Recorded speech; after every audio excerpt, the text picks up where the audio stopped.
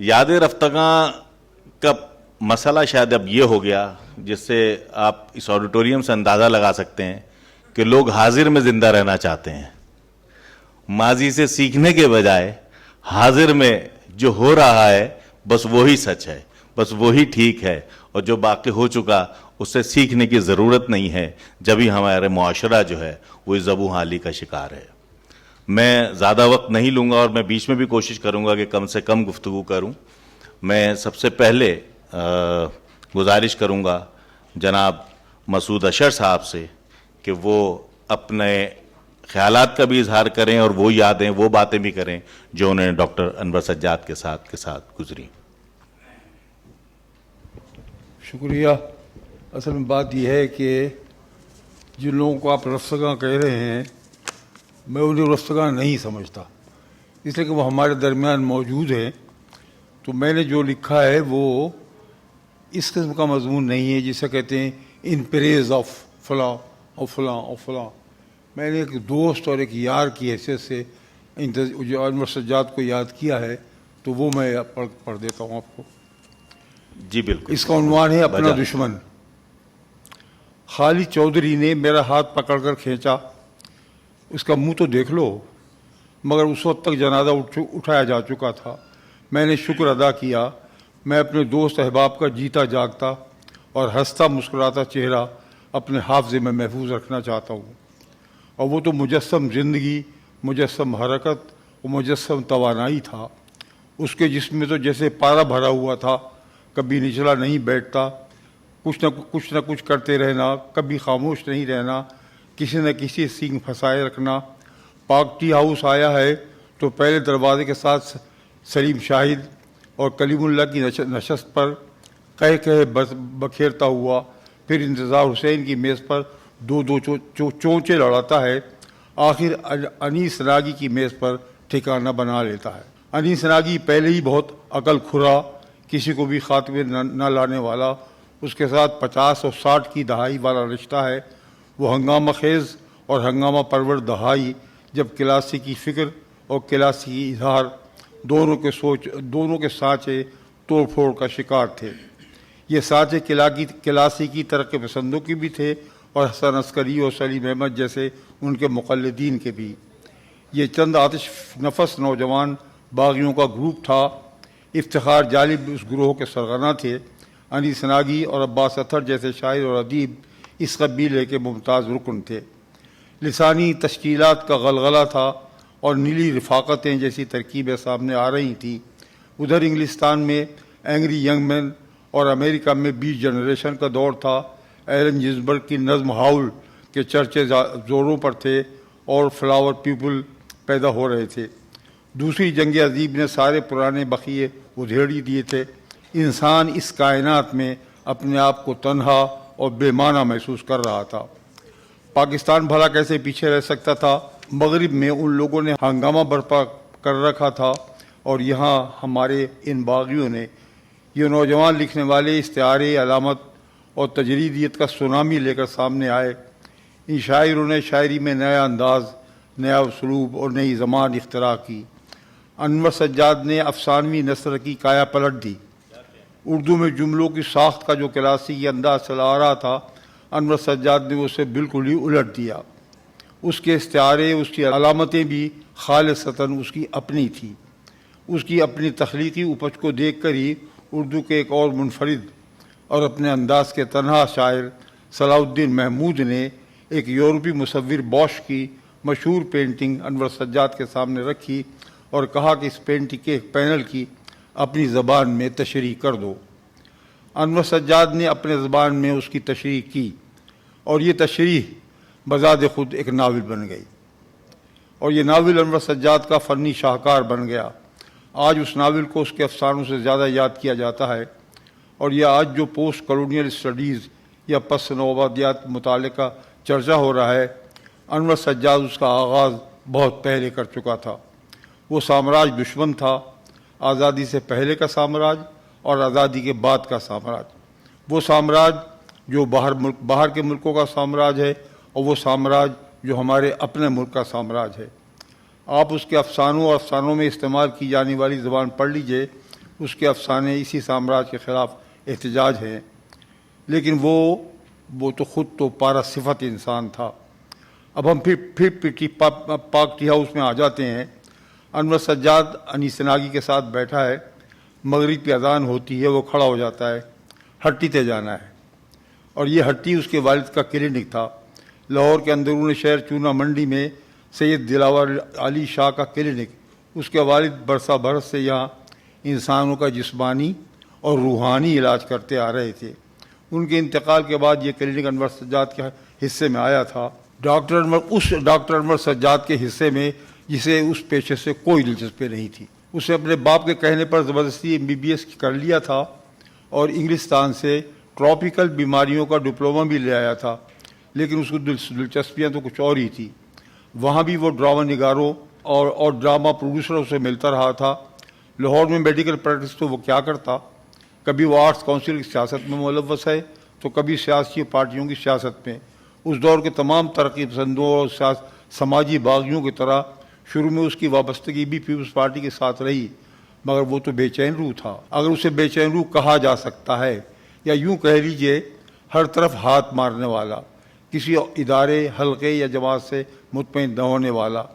شاید بہت کم لوگوں کو علم ہو کہ ایک زمانے میں وہ علامہ طاہر القادری سے بھی متاثر رہا۔ اب ان کی جماعت میں شامل ہوا تھا یا نہیں، اس بارے میں کچھ نہیں کہا جا سکتا۔ اب یہ اس کا سیمابی دماغ تھا یا نئی سے نئی سیڑھیاں چڑھنے کی آرزو، یہ فیصلہ آپ پر ہے۔ وہ افسانے سے ڈرامے کی طرف آیا، ایک نئی چکا چوند۔ پاکستان میں ٹیلی ویژن آیا تو اس کے ساتھ ہی انور سجاد کی ڈرامہ نگاری کا آغاز بھی ہوا۔ اس نے یادگار ڈرامے بھی لکھے اور ان میں اداکاری بھی کی۔ نئے افسانے سے ہٹ کر یہاں بھی خوب نام کمایا۔ یہ ٹی وی ڈراموں کا سنہری دور تھا، لیکن اس کی سیمابی طبیعت اسے کبھی ایک جگہ تو ٹکنے نہیں دیتی تھی، اس لیے اس نے رقص بھی سیکھا۔ یونس جاوید کہتی ہیں کہ اس زمانے کی بات ہے جب وہ آرٹ کونسل الحمرا لاہور کا سربراہ تھا۔ وہ واجد علی شاہ کا سنگیت ڈرامہ اندر سبھا اسٹیج کرنا چاہتا تھا۔ اس میں واجد علی شاہ رقص کے بھاؤ بتاتے ہیں اور خود رقص بھی کرتے ہیں ڈرامے میں۔ انور سجاد خود واجد علی شاہ بنا ہوا تھا، حالانکہ یہ کردار کوئی ایسا فنکار ادا کر سکتا تھا جو رقص بھی جانتا ہو، مگر انور سجاد کے سامنے کسی کی نہیں چلتی تھی۔ وہ ہر جگہ اپنا نام کندہ کرنا چاہتا تھا۔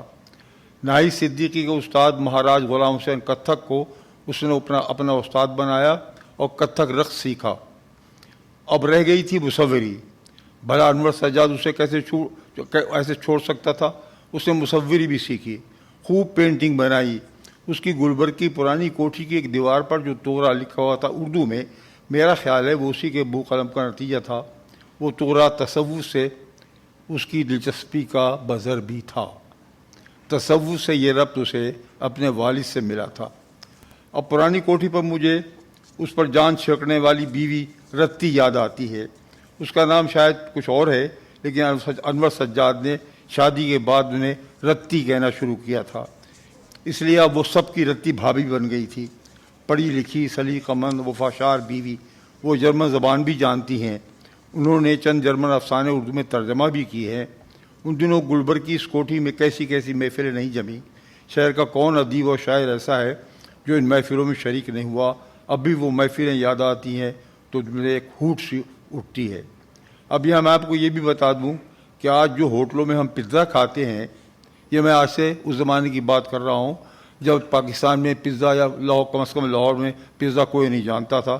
مثلا میں نے بھی کینیڈا میں پہلی مرتبہ پزا کھایا تھا۔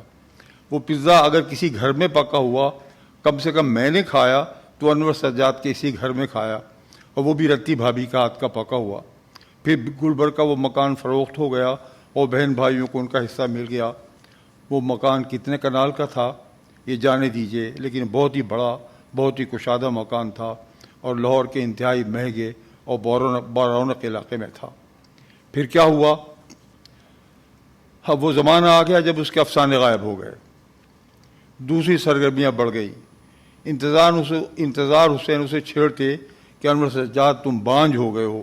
اس پر وہ جذبت بہت ہوتا، مگر اس کے پاس کوئی جواب نہیں تھا۔ یہاں ہم کہہ سکتے ہیں کہ جیسے ناسمجھ لوگ اپنی موروثی اثاثے بلا سوچے سمجھے خرچ کر ڈالتے ہیں، ویسے ہی انور سجاد نے اپنی تخلیقی اپج اور اپنی ذہنی صلاحیت بلا سوچ سمجھے خرچ کر ڈالی۔ میں نے یہاں بلا سوچ سمجھے لکھ دیا ہے، لیکن جب انسان یہ کام کر رہا ہوتا ہے تو یہی سمجھتا ہے کہ وہ یہ سوچ سمجھ کر رہا ہے۔ فکشن میں اس نے جو زبان اور اسلوب اختیار کیا تھا اس نے ایک طرح سے بند گلی میں لا کھڑا کیا، یہ میرا اپنا خیال ہے۔ اس کے لیے اسے آگے کوئی راستہ نہیں تھا، لیکن خیر بہرحال ہو سکتا ہے ہمارے نقاد حضرات کا کچھ اور خیال ہو، لیکن اس نے مرنے سے 20-30 سال پہلے ہی افسانے اور ناول لکھنا چھوڑ دیے تھے۔ اسی عرصے میں اس نے ایک اور شادی کر لی۔ یہ ٹیلی ویژن پہ اس کی مقبولیت کا دور تھا۔ رتی بھابھی پاکستان سے باہر چلی گئی۔ کیسے شادی کی، کس سے شادی کی، کیوں شادی کی، اور یہ شادی باپ بیٹی کے رشتے سے ہوتی ہوئی بیوی تک کیسی پہنچی، اس کے بہت سے ورژن ہیں، لیکن شادی ہو گئی۔ اسے بچے کی بہت خواہش تھی۔ رتی سے کوئی بچہ نہیں تھا، اس بچے کے لیے دعائیں مانگنے وہ اجمیر بھی گیا تھا۔ نئی بیوی اپنے ساتھ ایک لڑکی تو پہلے ہی لائی تھی، ایک لڑکی انور سجاد سے بھی ہو گئی۔ بے حد خوش بچے کی پہلی سالگرہ ہلٹن ہوٹل آج کی آواری میں منائی گئی، خوب ہنگامہ تھا۔ اور پھر انسانوں کا یہ معالج اور اردو فکشن کا یہ بڑا نام، گانوں کے کیسیٹ۔ اس زمانے میں کیسیٹ ہی ہوتے تھے، سی ڈی اور ڈی وی ڈی ابھی نہیں آئے تھے۔ بنانے لگا، کیسیٹ بنانے لگا، یہ شاید بہت کم لوگوں کو معلوم ہوگا۔ ظاہر ہے یہ نئی بیوی کا شوق تھا اور کاروبار بھی تھا۔ پیسے کے لیے کوئی نہ کوئی تو کاروبار کرنا تھا۔ نئی بیوی کے اور بھی شوق تھے، وہ فرنیچر ڈیزائن بھی کرنے لگی تھی۔ انور سجاد اس میں بھی برابر کا شریک تھا۔ نئی بیوی کے دوسرے شوق تو مجھے یاد نہیں، البتہ گانوں کے کیسیٹ بنانے کا شوق یاد ہے۔ وہ محترمہ یہ کاروبار بھی کرنا چاہتی تھی۔ ایک دن انور سجاد کا فون آیا، تم فلاں وقت شاہنور اسٹوڈیو پہنچ جاؤ، گانے والیوں کا تلفظ ٹھیک کرنا ہے۔ میں شاہنور اسٹوڈیو پہنچ گیا۔ حنیف رامے کی بیٹی مریم رامے اور طاہرہ سید غالب کی غزل ریکارڈ کرا رہی تھیں۔ تلفظ تو ٹھیک ہو گیا تھا، لیکن کہاں توقف کرنا ہے اور کس لفظ پر زور دینا ہے، یعنی اسٹریسز اینڈ پازز، یہ پورا نہیں ہو رہا تھا۔ آخر وہ کیسٹ بن گئے۔ بعد میں ان کا کیا ہوا، بازار میں فروخت ہوئی یا نہیں، یہ میں نہیں جانتا۔ البتہ میں نے ان دنوں ایک تماشا دیکھا اور وہ مجھے یاد ہے۔ وہ تماشا مجھے اچھا نہیں لگا۔ میں ایک شام اس کے گھر پہنچا تو دیکھا کہ 2-3 گانے بجانے والے اس کے گھر میں ایسے پھر رہے ہیں جیسے وہ اسی گھر کا فرد ہو۔ حاشا وکاللہ، میں ان فنکاروں کی بہت عزت کرتا ہوں، ان کی شان میں گستاخی کرنے کا سوچ بھی نہیں کر سکتا، مگر کیا کروں، مجھے موقع میل کا بہرحال خیال رہتا ہے اور یہ میری مجبوری ہے۔ پھر یہ ہوا کہ نئی بیوی کے سارے شوق پورے کرنے کے لیے اس نے ایک ٹی وی چینل میں نوکری کر لی اور کراچی چلا گیا۔ ایک بار ایئرپورٹ پر ویل چیئر پر بیٹھا مجھے ملا، پوچھا خیر ہے، بتایا کمر میں تکلیف ہے۔ کراچی میں ضیاء محی الدین کے ساتھ بھی کام شروع کیا، لیکن یہ بیماری نے جڑ پکڑ لی تھی، اور یہ بیماری جسمانی بھی تھی اور روحانی بھی۔ کراچی آرٹ کونسل میں یہی اتفاق سے ملاقات ہوئی اس سے۔ میں لاہور سے یہاں آئے وہ اسی کانفرنس میں، تو ایک لڑکی سہارا دے کر اسے چلا رہی تھی۔ یہ لڑکی ضیاء محی الدین کے ادارے کی طرف سے اس کی دیکھ بھال کے لیے دی گئی تھی۔ بہت صدمہ ہوا۔ انور سجاد بالکل ہی بے جان سا بیٹھا ہوا تھا۔ میں لاہور پہنچا تو فون آیا، مسعود اب زیب سے میرا کوئی تعلق نہیں ہے۔ اب زیب اس کی نئی بیوی۔ بھلا یہ مجھے بتانے کی کیا ضرورت تھی، یہ تو سب کو معلوم ہو چکا تھا۔ اب میری سمجھ میں نہیں آ رہا ہے کہ اسے آگے کیا لکھوں۔ کیا یہ لکھ دوں کہ انور سجاد نے خودکشی کر لی، یا یہ لکھوں کہ وہ اپنا خود دشمن تھا اور اس نے اپنی زندگی جس کٹھالی میں ڈال دی تھی وہاں اس کا یہی انجام ہونا تھا۔ اتنی سرسب شاداب اور وسیع و عریض اپنی کوٹھی سے 5 مرلے کے کرائے کے ایک مکان تک جو ایک ٹی وی چینل نے اسے دیا تھا، یہ اس کی زندگی کا سفر تھا۔ بہرحال اردو ادب کا ایک بڑا نام ہم سے رخصت ہو گیا۔ کیسے رخصت ہوا یہ بھول جائیے۔ آخری بیماری میں اس کی پہلی بیوی رتی نے ہی اس کا ساتھ دیا، حالانکہ وہ تو اسے بہت پہلے چھوڑ چکا تھا۔ خیر یہ اس کی ذاتی زندگی تھی، اسے سب بھول جائیں گے اور بھول جانا بھی چاہیے۔ یہ اس کا فنی سفر ہی ہے جو ہمیشہ یاد رہے گا۔ بے شک یہ بات بالکل ٹھیک ہے کہ ذاتی زندگی میں وہ جو بھی ہو، لیکن اب وہ جو کچھ یہاں چھوڑ گئے ہیں وہ ہمارے لیے ضرور مشعل راہ ہے۔ ہم اس پہ چلتے ہوئے ہم بہت سارے اپنے اقدامات ایسے اٹھا سکتے ہیں جو شاید ان تک تو ہم نہ پہنچ سکیں، لیکن بہرحال اگر کچھ کام کر گئے تو ہو سکتا ہے ہمارا بھی نام ہو، بقول اصغر گونڈوی کے کام کچھ کر کے دکھاؤ تو بنے بات اختر، نام زندہ ہو تو مر جانے سے کیا ہوتا ہے۔ بہرحال نام ان کا زندہ تھا، ہے اور انشاءاللہ رہے گا، ان کی تحریروں کی صورت میں وہ لوگ یہاں ہمارے ساتھ رہیں گے۔ اگلے مرحلے میں گزارش کروں گا، بلکہ میں یہ کہنا چاہوں گا کہ ہم اس دور میں تھے جس پہ اب نئی دوسری شخصیت پہ گفتگو ہوگی۔ یہ دور ایسا تھا جس میں اس دور تک، اب شاید ایسا نہیں ہے، اس دور تک استاد جو تھا اس کا ایک کیرزما ہوتا تھا، استاد کی ایک شان ہوتی تھی، اس کا ادب بھی ہوتا تھا، لحاظ بھی ہوتا تھا، لیکن وہ ایک سیلیبریٹی ہوتا تھا، وہ سیلیبریٹی کے طور پہ جانا جاتا تھا۔ جو شروع میں ہم لوگوں نے دیکھا، ہم جب بالکل کالج میں تھے اور وہ سیلیبریٹی تھے تو وہ تھے ڈاکٹر جمیل جالبی، کہ جب وہ ٹی وی پہ آتے تھے تو ہم سن رہے ہوتے تھے، وہ جب کہیں مل جاتے تھے دور سے تو ہم ان کو دیکھنا چاہتے تھے۔ اب صورتحال آپ کے سامنے ہے کہ ان کے بارے میں گفتگو سننے کے لیے کتنے لوگ یہاں موجود ہیں۔ بہرحال یہ ایک المیہ ہے، تو میں اب گزارش کروں گا پروفیسر تحسین فراقی صاحب سے کہ وہ کچھ جمیل جالبی صاحب کی کچھ یادیں ہم سے شیئر کریں۔ خواتین و حضرات، ابھی جو آپ نے مسعود اشر صاحب کی گفتگو سنی، میری گفتگو ان معنوں میں ان کی گفتگو سے مختلف ہوگی کہ جالبی صاحب سے مجھے ملاقات کے صرف چند موقع ملے، زیادہ موقع نہیں ملا، لہٰذا میں نے ان کی ذات کے حوالے سے اور زیادہ تر ان کے علمی کارناموں کے حوالے سے اپنا تاثر لکھا ہے اور وہ میں آپ کی خدمت میں پیش کرتا ہوں۔ سوچتا ہوں میرٹھ کی سرزمین سے بھی کیا کیا ناقابل فراموش شخصیتوں نے ظہور کیا۔ محمد حسن عسکری، انتظار حسین، جمیل جالبی، اور ہاں نہر پر چل رہی ہے پنچکی والے ہمارے مولوی اسماعیل میرٹھی، اور کئی دوسرے۔ یہ وہ شخصیات ہیں جو تاریخی ادب میں ایک عرصے تک زندہ رہیں گی۔ ڈاکٹر جمیل جالبی مرحوم ہی کو لے لیجئے، محقق، مورخ ادب اردو، مدون، مترجم، مدیر، ایک ہی شخصیت کی یہ کتنی ساری روشن جہتیں تھیں ان کے اندر بسی ہوئی، ان کے پورے وجود کا احاطہ کیے ہوئی۔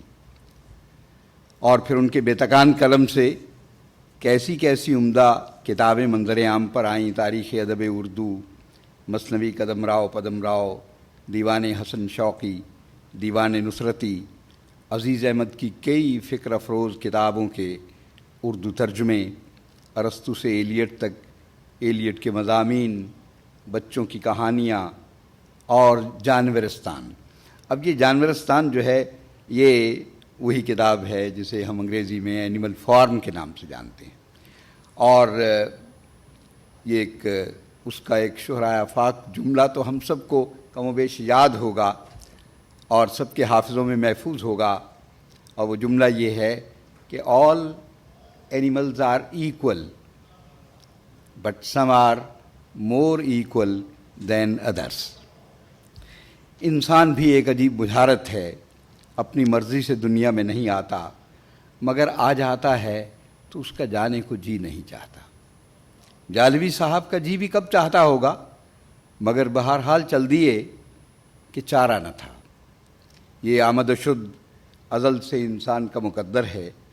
سعدی نے اپنی لافانی تصنیف بوسطہ میں ایک فرضی حکایت کا سہارا لے کر بڑے دلگداز شعر کہے ہیں۔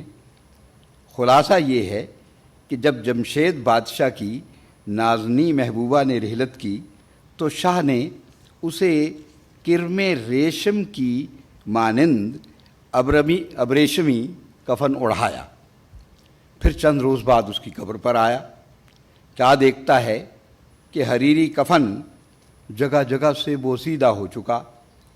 خود سے کہنے لگا، میں نے زور زبردستی سے ریشم کے کیڑے پر لپٹا جو حریر کھینچ اتارا تھا، قبر کے کیڑوں نے جسد مردہ پر سے اسے واپس کھینچ لیا۔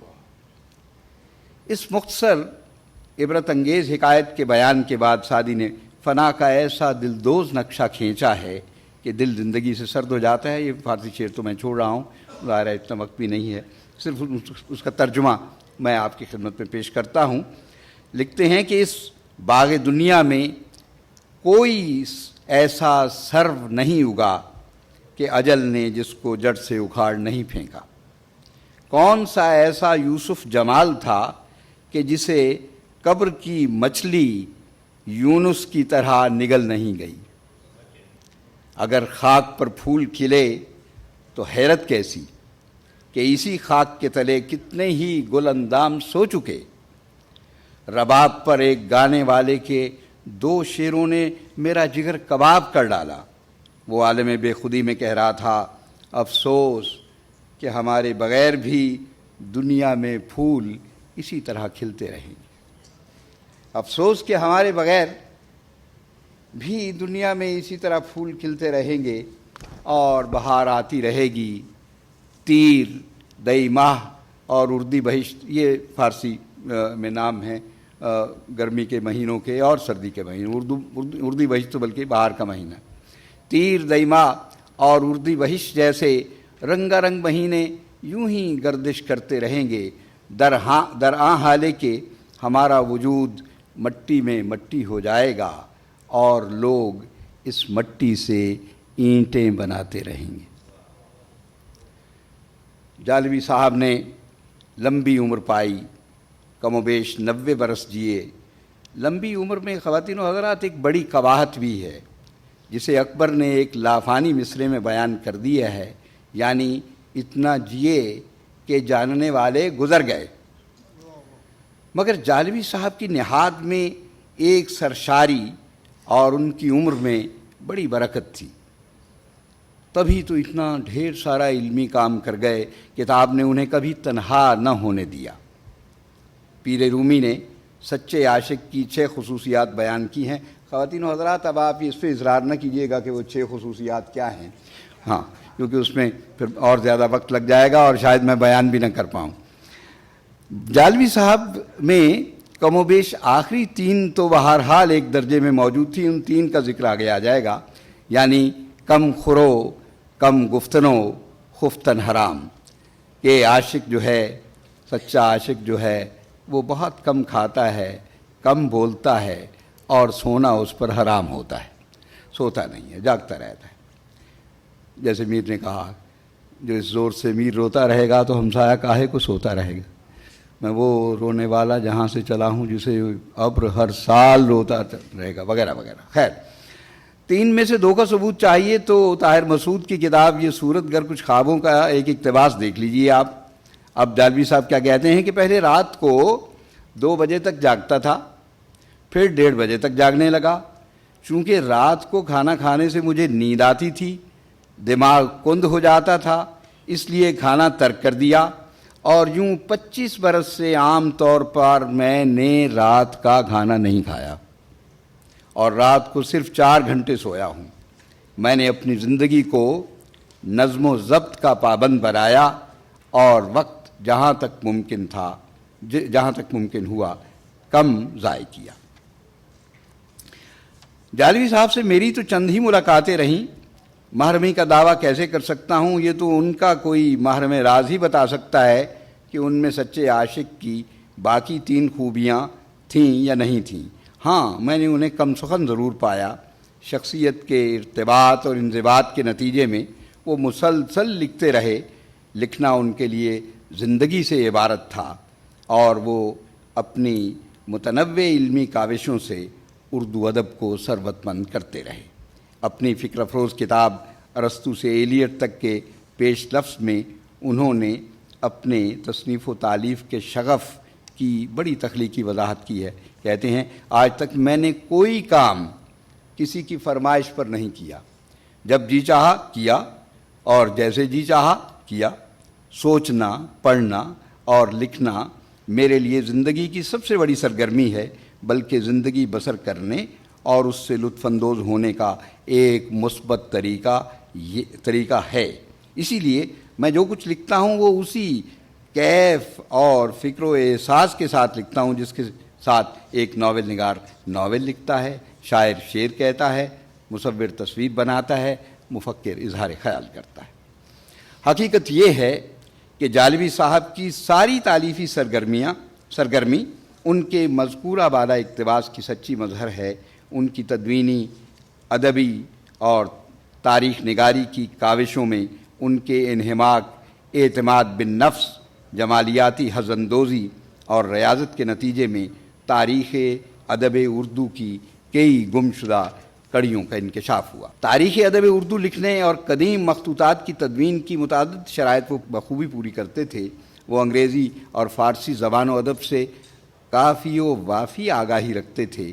تاریخ ادب اردو کے قدیم دور پر لکھنے کے لیے انہوں نے باقاعدہ دکنی اور گجری زبانیں سیکھیں۔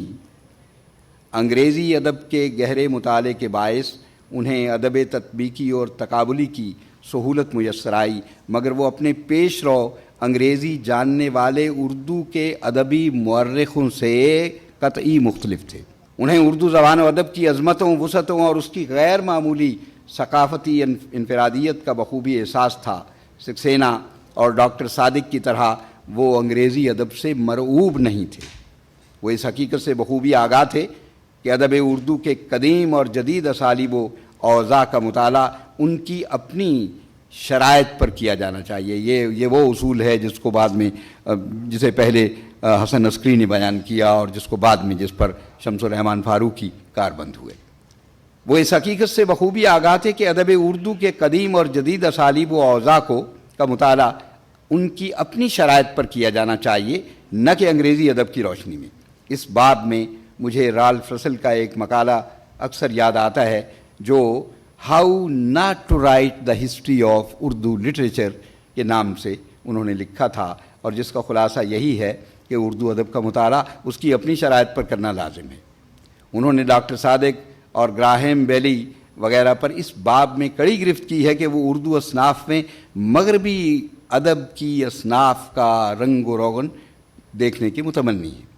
مثلا یہ کہ اردو مرثیہ ایپک کی خصوصیات کا حامل کیوں نہیں؟ دلچسپ بات یہ ہے کہ رالف رسل کے اس موقف کی بغیر حوالے کے تائید خود جالبی صاحب کی تاریخ ادب اردو کی 30 جلد کے دیباچے میں دیکھی جا سکتی ہے۔ پہلے رالف رسل کا ایک اقتباس سنیے، بڑا یہ دلچسپ اقتباس ہے۔ کہتے ہیں دا مرثیہ is not really an epic, quite true, but who says that it ought to have been? Urdu has an epic. Urdu has no epic like those of Homer and Virgil and Milton. So what? So nothing. Classical Greek and Latin and English have no Marcia. So what? So nothing. Graham Bailey and company would think you mad if you criticize the epic for not being a Marcia, and they would be right. What they do not realize is that it is no less mad to criticize the Marcia for not being an epic. An epic is an epic, and a Marcia is a Marcia, and no literature is under any obligation to have every genre that every other literature has. اور اب جمیل جالبی کا اقتباس کہتے ہیں ہماری تہذیبی روح مغرب کی تہذیبی روح سے مختلف ہے، اس لیے اس کے معیار سے دوسرے کو نہیں جانچا جا سکتا۔ مثلا اردو مرثیے میں ایپک اور ڈرامہ تلاش کر کے انیس کو ہومر اور شیکسپیئر ثابت کرنا ایک بے معنی اور بچگانہ فعل ہے۔ ڈاکٹر جمیل جالبی نے اپنے تہذیبی و ثقافتی اوضاع اور تاریخی پس منظر کو پوری طرح نگاہ میں رکھتے ہوئے تاریخ ادب اردو لکھی۔ 4 جلدوں پر مشتمل یہ کتاب 4760 صفحات پر مشتمل ہے۔ کسی ایک فرد کے قلم سے نکلی ہوئی یہ اردو کی واحد تاریخ ہے جس میں ادبی تاریخ نویسی کے اصولوں کی کافی حد تک پیروی کی گئی ہے۔ آگے میں نے کچھ یہ بھی لکھا ہے کہ اس میں کچھ اس میں کمیاں بھی ہیں، لیکن میرا خیال یہ ہے کہ میں انہیں حذف کروں، اس لیے کہ ٹائم اتنا نہیں ہے۔ ڈاکٹر جمیل جالبی کے تدوینی کام بھی بڑے قابل التفات ہیں۔ تراجم اور تنقیدی مقالات بھی تفصیلی جائزے کے متقاضی ہیں۔ مجلہ نیا دور کی ادارت اور اس میں نئے علمی، تہذیبی اور جاندار ادبی مباحث کا شمول جالبی صاحب کی وسعت نظر کی دلیل اور ان کی مدیرانہ صلاحیتوں کا منہ بولتا ثبوت ہے۔ منفرد غزل گو شاعر اب تو مرحوم ہو چکے مدت ہوئی، فرید جاوید، جن کا ایک شعر تو آپ سب کو یاد ہوگا، گفتگو کسی سے ہو تیرا دھیان رہتا ہے، ٹوٹ ٹوٹ جاتا ہے سلسلہ تکلم کا۔ تو ان کا پہلا بھرپور تعارف اسی نیا دور میں ہوا۔ نیا دور کے شمارہ 43-44 ہی میں ان کی غزلیں 37 غالباً 36-37 غزلیں چھپیں، اور ان پر شمیم احمد کا مضمون بہت لاجواب ہے۔ میں چاہتا ہوں کہ اس طرح کے پرچے جو ہیں ان میں سے کچھ حصے دوبارہ چھپنے چاہیے ریوائول کے لیے، تاکہ لوگوں کو معلوم ہو کہ ہمارے ادب کی بہت سی کڑیاں اب گم شدگی کے مرحلے میں پہنچی ہوئی ہیں۔ نیا دور کا نون میم راشد نمبر نکلتے ہی ایک مستقل حوالے کی چیز بن گیا۔ مجھے افسوس ہے کہ اس مختصر تحریر میں ان تمام پہلوؤں کا جائزہ لینا میرے لیے ممکن نہیں ہے، لہٰذا اسے کسی اور وقت پر اٹھا رکھنا مناسب ہوگا۔ اپنے سینئر معاصرین کے ساتھ ڈاکٹر جمیل جالبی کا رشتہ ہمیشہ ادب و احترام کا رہا۔ وہ ان کے ادبی دین کا کھل کر اعتراف کرتے تھے۔ اس ضمن میں ان کے ایک ہی مضمون کی مثال جو مجنوں گورکھپوری پر ہے کفایت کرے گی۔ اگر میں اس کی مثال دوں، بڑی محبت سے لکھا گیا یہ مقالہ جالبی صاحب کی کتاب ادب، کلچر اور مسائل میں دیکھا جا سکتا ہے۔ جالبی صاحب میں ایک عالمانہ انکسار تھا۔ قدرت نے ان کو ایک مربوط وین عطا کیا تھا، جس کی رو ان کی تمام تحریروں میں دوڑتی ہوئی محسوس ہوتی ہے اور انہیں ایک وحدت عطا کرتی نظر آتی ہے۔ انتظار حسین نے اپنی ایک دلچسپ، انتظار حسین بھی رخصت ہو گئے لیکن وہ ہمارے دلوں میں زندہ ہیں، ہمیشہ زندہ رہیں گے اپنی ان لافانی تحریروں کی وجہ سے جو وہ چھوڑ گئے جالبی صاحبی کی طرح۔ انتظار حسین نے اپنی ایک دلچسپ اور جیتی جاگتی تحریر یار عزیز ابھی جالبی نمبر جو چھاپا ہے سبا نے، یہاں تشریف رکھتی ہیں، تو اس میں وہ مضمون میں نے پڑھا، پہلے بھی پڑھا ہوا تھا لیکن مجھے بہت اچھا لگا، اور اس سے ایک چھوٹا سا بڑا دلچسپ اقتباس دے کے میں اسی پہ آپ سے رخصت چاہوں گا۔ لکھتے ہیں کہ اس زمانے میں جالبی صاحب حیدرآباد دکن گئے اور وہاں ان کی بڑی پذیرائی ہوئی۔ اس سے پہلے خود انتظار حسین وہاں جا چکے تھے، لہذا دونوں نے آپس میں نوٹس کا تبادلہ کیا۔ تو لکھتے ہیں کہ جالبی صاحب کے ساتھ جو ان کا مکالمہ ہوا، انہوں نے پوچھا تو انہوں نے کہا، یار میرے لیے تو اہل حیدرآباد نے ایک خاص گجرے کا اہتمام کیا تھا، سندل کا گجرا۔ سندل کا گجرا وہ کیسا ہوتا ہے؟ انہوں نے سندل کی لکڑی سے پھول ترشوا کر گجرا بنایا تھا۔ گیندے کے گجرے میں کہاں لادے پھرتا، وہیں چھوڑ دیے، مگر سندل کا گجرا ساتھ لایا ہوں، مہکتا بہت ہے۔ سو خواتین و حضرات، جمیل جالبی مرحوم کی کتابیں بھی جمیل جالبی مرحوم کی کتابیں بھی سندل کا گجرا ہیں، مہکتی بہت ہیں۔ یقین ہے اردو ادب سے وابستہ موجودہ اور آئندہ نسلیں اس مہک سے اپنے مشام جاں کو معطر کرتی رہیں گی اور اردو ادب کے اس محسن کو اپنی دعاؤں کے سندلی گجرے بھیجتی رہیں گی۔ دامان نگاہ تنگو گلے حسن تو بسیار، گلچین بہارے تو زدامہ گلا دارت۔ واہ واہ واہ، ماشاء اللہ، اور بہت اچھا، بہت دلچسپ مقالہ آپ نے پڑھا، اور یقین جانیے کہ بہت ساری چیزیں، بہت ساری یادیں آئیں کراچی یونیورسٹی کے حوالے سے بھی، اور بہت کچھ، کیونکہ وقت کم ہے اس لیے اب اگلے مرحلے کی طرف چلے جاتے ہیں جلدی سے۔ اب جو ہستی ہے، جو شخصیت ہے، وہ میری یادداشت میں کوئی میں 5ویں 6ٹھی کلاس میں جب تھا، اس وقت میری اس سے ملاقات ہوئی۔ ایک منحنی سا، نحیف و نزار قسم کا انسان، لیکن بڑا پر لطف، بڑا ہی شاندار گفتگو ایسی کہ جب بات کرتے تھے تو دل چاہتا تھا کہ ان سے بات چیت چلتی رہے۔ انہوں نے اپنے والد کے مرنے پہ ایک شعر لکھا، اور آج انتہائی افسوس کے ساتھ میں وہ شعر ان کے لیے پڑھ رہا ہوں کہ بستر مرگ پہ تھی ایک دنیا اور تم مر گئے کمال کیا. میں عقیل عباس جعفری سے گزارش کروں گا کہ وہ لیاقت علی عاصم کی کچھ یادیں ہم سے شیئر کریں. ہمارے پروگرام ہوتے ہیں آرٹس کونسل میں، ان میں بالعموم وقت کی قلت ایک معنی آتی ہے، تو اس لیے اس کو ذہن میں رکھتے ہوئے میں نے ایک بہت مختصر سا ایک یادداشت لکھی ہے عاصم بھائی کے حوالے سے. آبائی تعلق کوکن سے تھا اور رہائش منوڑا میں، ہائے ہائے. مگر یہ شاعری کا مرض کب اور کیسے لاحق ہوا کچھ خبر نہیں. 14 سال کی عمر میں شاعری شروع ہوئی اور 20 سال کی عمر میں پہلا مجموعہ سبد گل بھی شائع ہو گیا.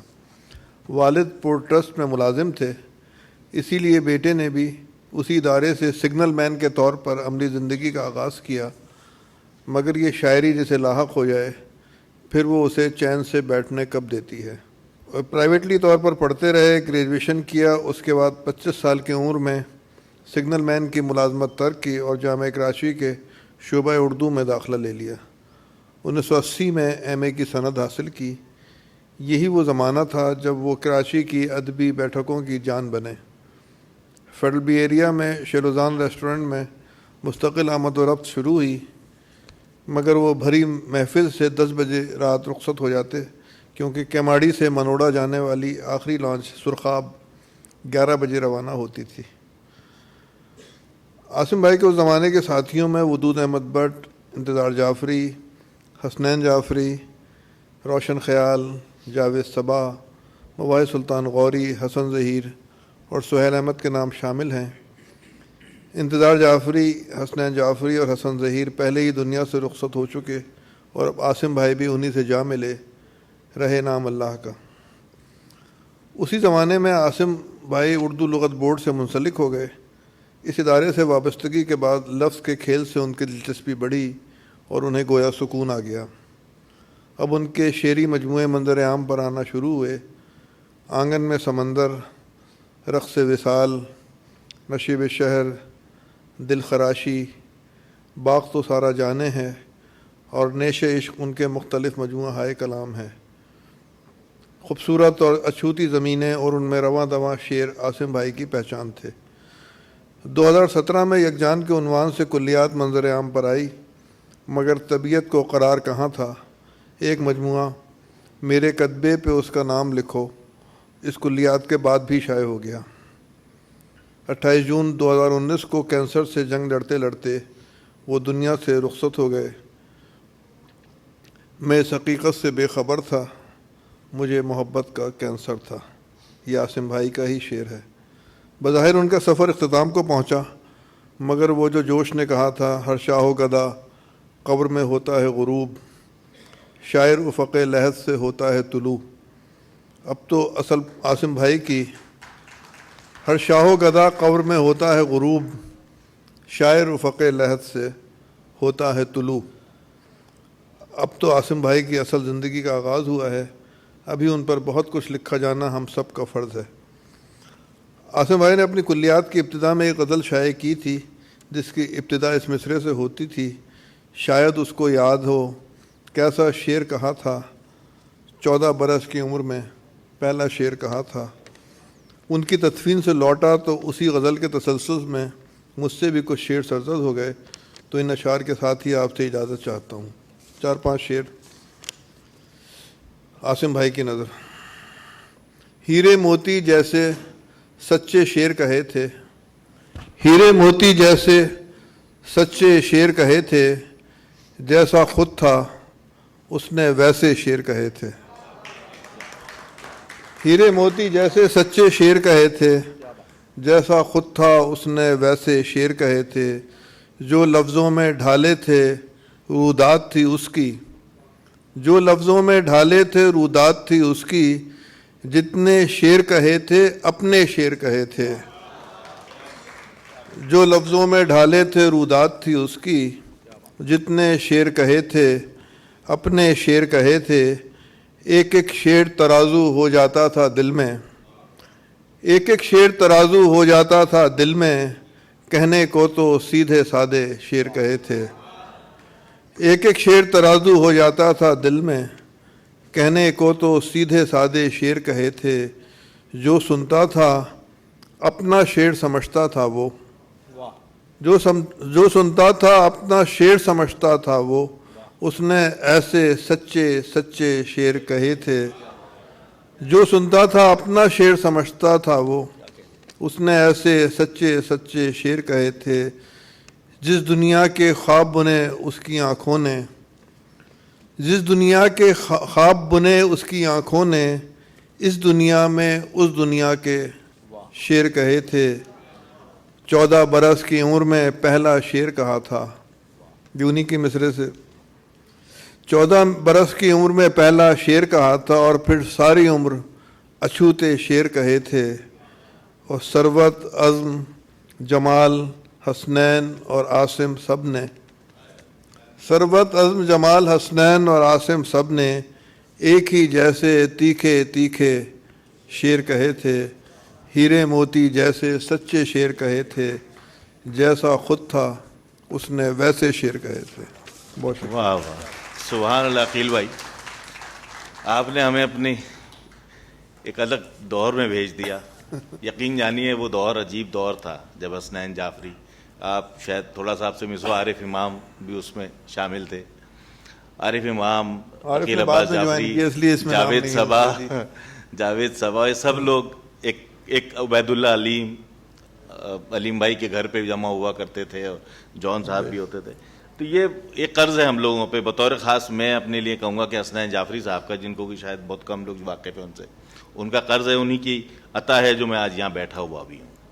اگر وہ نہ ہوتے تو شاید میں یہاں نہ بیٹھا ہوتا، جو تھوڑا بہت بالکل جاہل ہوں، بالکل کامل انسان ہوں، لیکن جو تھوڑا بہت بھی ہے تو وہ ان کی عطا ہے۔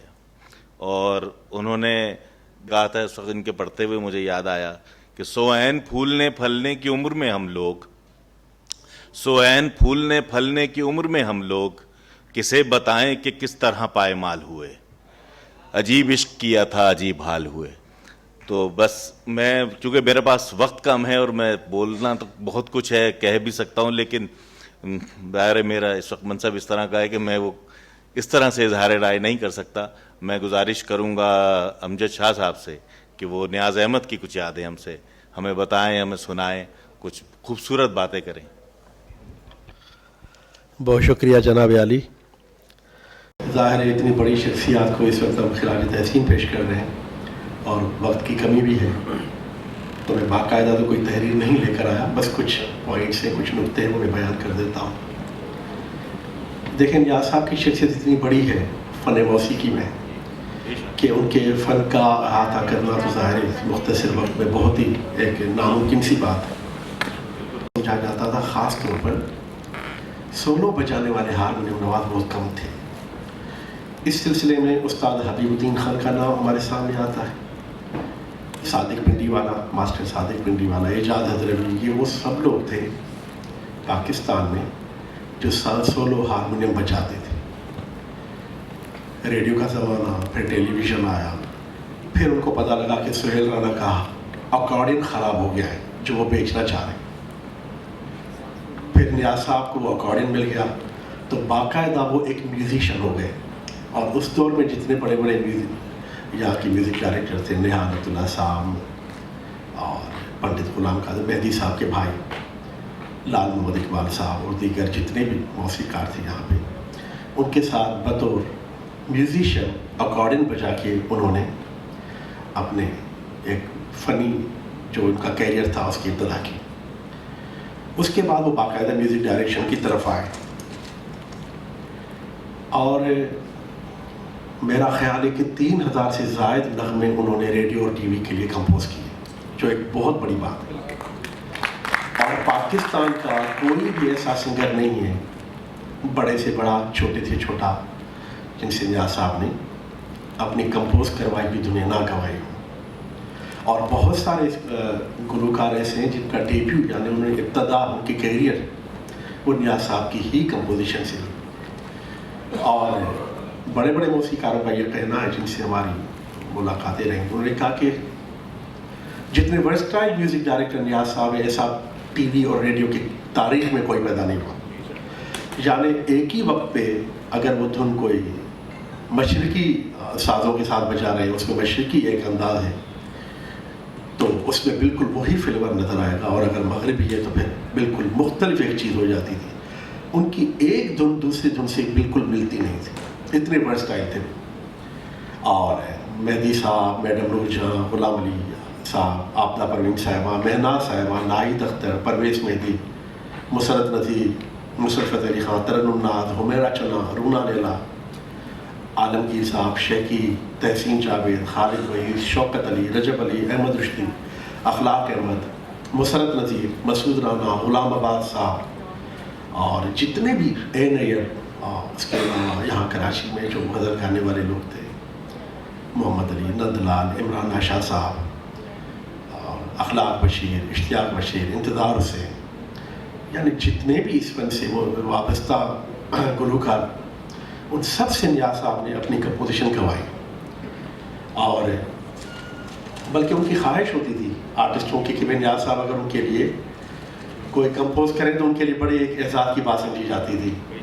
اب دیکھیں میڈم نور جہاں کا ایک بہت مشہور نغمہ ترنم کا، نینا تم چپ رہنا، ایک بہت ہی مشہور اور مقبول نغمہ تھا، یہ نیاز صاحب نے کمپوز کیا.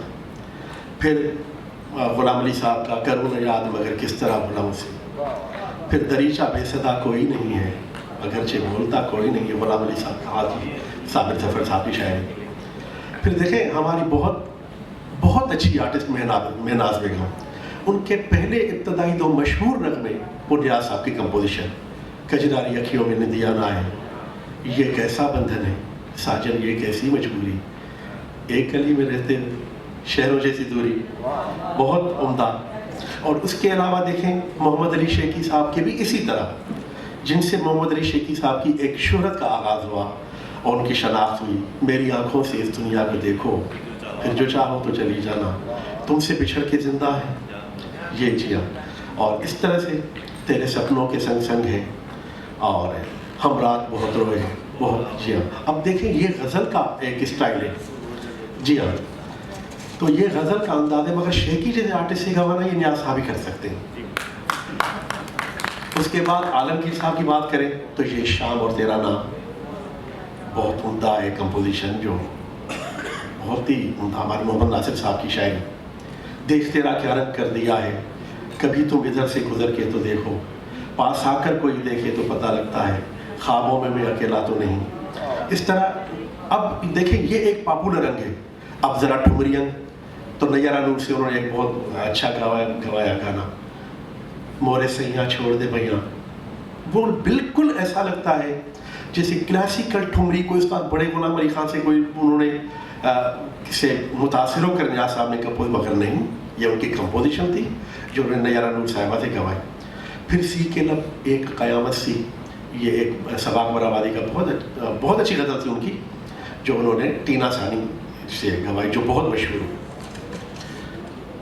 اچھا، پھر نیاز صاحب کا ایک کمال یہ ہے کہ انہوں نے فرض شہزاد ہمارے جو شاعر ہیں، پورا ایک البم غزل کے حوالے سے، اور اس البم نے پورے مطلب انڈو پاک میں تہلکہ مچا دیا کہ غزل کو اس طرح بھی کمپوز کیا جا سکتا ہے.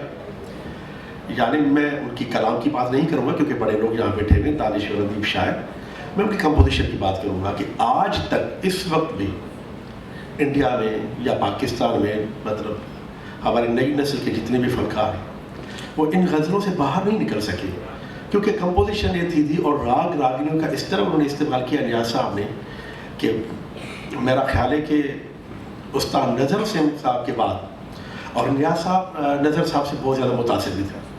یہ انگ بہت کم ملتا ہے، کوپلے پھر پھوٹا شاخ سے کہنا اسے، ظاہر اس کا البم کا نام بھی کہنا.